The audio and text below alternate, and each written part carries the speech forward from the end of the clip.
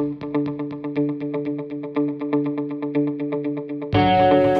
everybody, welcome back to the final video in the B6.2d build series. And today what we're going to do is talk about where the car is at, how much it weighs, and mount up some of those goodies that came with the car so we can see what kind of weight difference we've got. I weighed the car before starting this video and I was surprised to see how low it was. I did not know that a out-of-the-box B6.2d weighed so little. I did have one problem with the receiver, so I swapped that out for a 492 instead of a 491, and that was just, I think that receiver was just dead. So go ahead and power it on.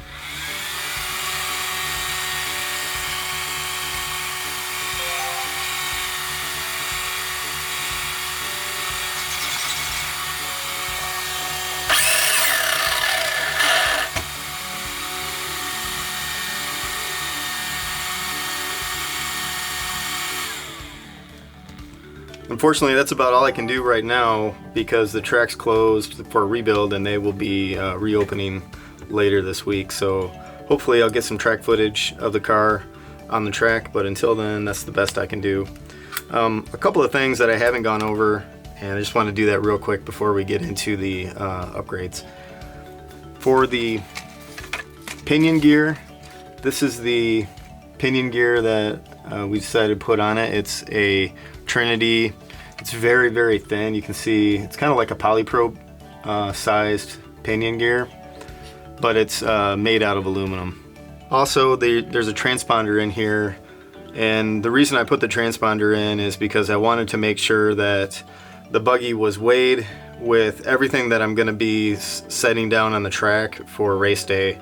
So you can see even the Velcro got added to the car. We haven't painted up a body yet for this car, so we're just going to use this body as a temporary solution for that. Okay, so to weigh the car, I've just got this food scale. I'm going to turn it on, make sure it zeroes out, and it's set to grams. And I'm going to put the body on the car. And wheels are on the car, wheel nuts, batteries in the car. You want to weigh everything as if it's going to set down on the track.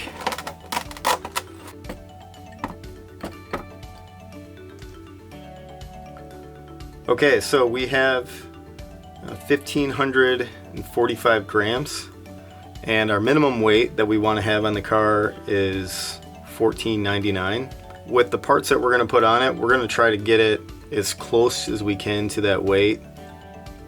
So as a reminder, the only thing right now that's installed on the car that didn't come out of the box, other than the electronics and the tires, are those chrome shock shafts that I put on the shocks. So that's the only upgrade on the car so far, and all of these are going to be additions to that. So the first thing that we have are these Trinity ceramic bearings, and those are going to be amazing. They're going to reduce the rolling resistance of the car and just make things a lot smoother than the stock bearings.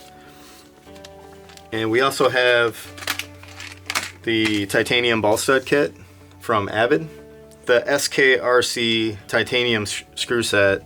This is going to take a ton of weight out of the car. So the other thing that was purchased for the car is a bunch of aluminum parts just to match more of a red pattern. So we've got a bunch of ball stud spacers that are in red, so I'm going to be taking out all the blue ones and putting these red ones in. There's going to be, so these are from ProTech, and this 1UpRC, or sorry, this is 175rc.com aluminum flange lock nuts. So these are the M3s, and this is everything that's not the wheel nuts basically on the car.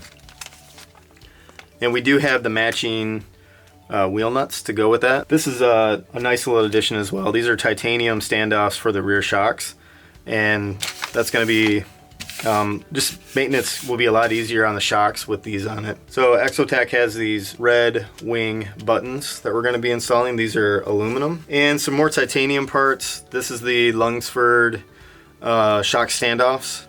So this eliminates the slipper out of the car, and gives it a little less rolling weight in the transmission. And what B6 cannot be complete without a replacement battery mount. I don't know what it is about the stock one, but people like to replace it. This is kind of like the first upgrade people go to. So this is RC Life, and it's got carbon fiber sides and then the O-rings for the hold downs. For added traction, there's the option right now in the car to go ahead and go with the brass rear C mount. This is for if track conditions are a little less grippy.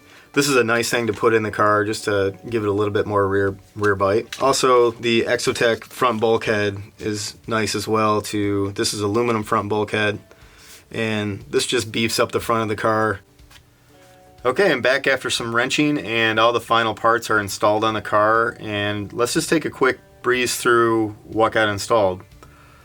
So I want to talk first about the Trinity ceramic red seal bearings, which are amazing. I'm really impressed with these bearings, and I'll just show you quickly this is the transmission. So what I've done is I've just pulled the pinion back a little bit to show you how free the transmission is, and I'm just gonna spin it slowly, and you can see it's really amazing how much of a difference the ceramics make on the transmission. So all of the bearings in the car, minus the steering bearings, are ceramic now. So the next thing that you're probably noticing is kind of a red motif on the car, and this was something that the person that's going to be driving this car was interested in because he has a blue and red paint job on most of his bodies, so it's going to go really good with his paint jobs. And all of the M3 lock nuts, or I should say most of the M3 lock nuts, got replaced with these red ones. We're missing a few of the flanged lock nuts, so the ones on the shocks still are the stock ones, the non-aluminum ones. For the upper screws, it's SKRC or Sticky Kicks RC, and these are real nice. They have deep sockets. They chamfer the bottom of the screw so it threads in really easily. On the bottom of the car, we did upgrade the bulkhead. So it's got an aluminum bulkhead now, and this is the Exotech bulkhead. And the other thing that's probably hard to see, but all of the ball studs in the car got upgraded to the Avid titanium ball studs. You may also notice the battery strap got replaced with something a little bit easier to deal with. It's got these O-ring bands and a carbon fiber arms that hold the battery in place. And this makes it easy also to move the battery forward and back. That's going to wrap up the B6.2d build. And if you have any questions, feel free to add them in the comment section. And if you like the build series, or even if you didn't like it, let me know by giving a thumbs up or thumbs down. I appreciate it. As well as subscribing to my channel.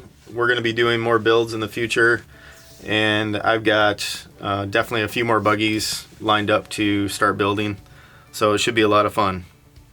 Thanks for watching, and we'll see you in the next video.